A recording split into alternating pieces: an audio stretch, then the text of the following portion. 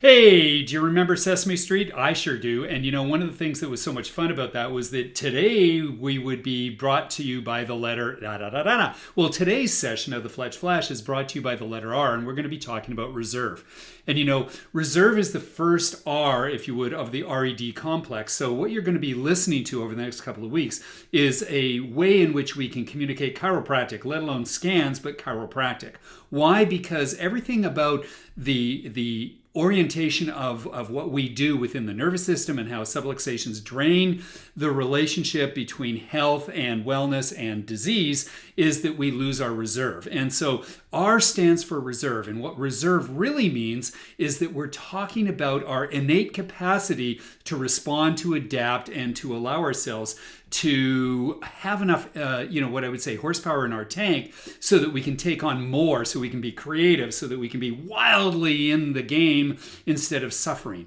Whether it's suffering from injuries that don't heal, whether it's suffering from an immune response that doesn't kickstart itself, or whether we're clear with our thinking, that's all related to the reserve. And what do we mean by reserve? Well, we have an autonomic nervous system which has been designed and programmed to listen and respond and adapt and react, and it has to be in what's known as a very coherent state. And the way that we observe the coherent state is through heart rate variability. And what we know with heart rate variability is that heart rate variability is really a reflection of the tone of the vagus nerve, or the vagal tone.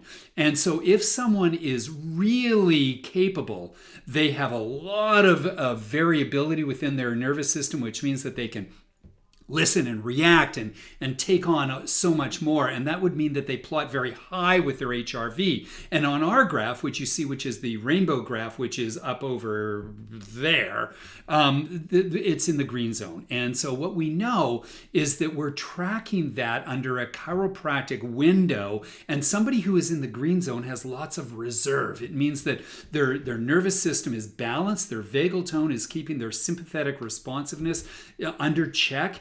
And as a result of that, they have lots of parasympathetic tone. And as a consequence of that, they have a lot of ability to stay high within that green zone. Well, you notice that little white dot that's on this particular scan I chose? Well, that means that they're out of that zone. In fact, we've named the different zones. And so if you take a look in the upper left, that is called zone 1.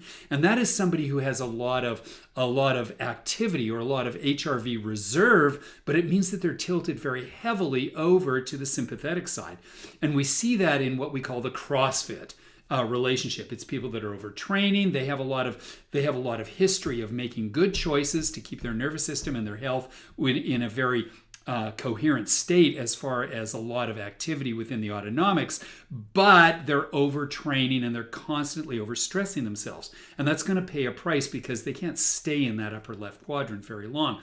In fact, what they do is that they start to drift down into that below zone. Now, we refer to that as zone 3.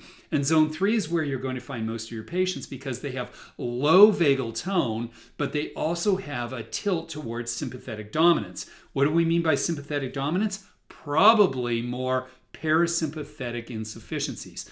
And so that's where we really are going to find so many of the people, because that's life these days. We're overwhelmed with the stress that's either, in our communications, we turn TVs on, we don't see the world as it should be. And so finally what we need to do is we need to understand that when we get into that chiropractic care model, we re-engage the parasympathetics. And when we do that, we draw people up into the green zone and especially draw them back to center.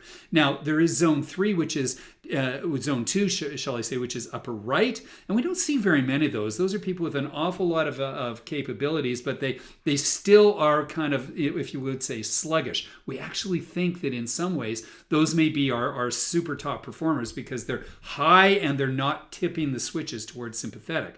But we do find, where you see this white dot, the people that are sympathetic insufficient. It means that they're hypoadrenic, which means that they're constantly vulnerable because they can't respond to stress with the sympathetic ability. And this is what you see with people that have chronic fatigue and people that are chronically under drugs or medication. And the further we go down into that fourth quadrant, the less capable they are of responding generally. We don't get them very often in chiropractic because they're sick. So what I'm really trying to bring to you is that the letter R stands for reserve. And it matters that they have the ability to tap into a huge amount of innate responsiveness and maximize their expression of their reserve. Sound good? Well, stick around next time because we're going to talk about E, which is energy, and after that we're going to talk about D, which is depth and dysautonomia. And by the way, energy talks about EMG, and we're going to really talk about total energies. So stick around next week and we'll have a ton of fun listening and learning. And most importantly, what I want you to take away is that you have the most amazing capacity as a chiropractor to build their reserve up. So that should make you feel really good. Have a good one, everybody.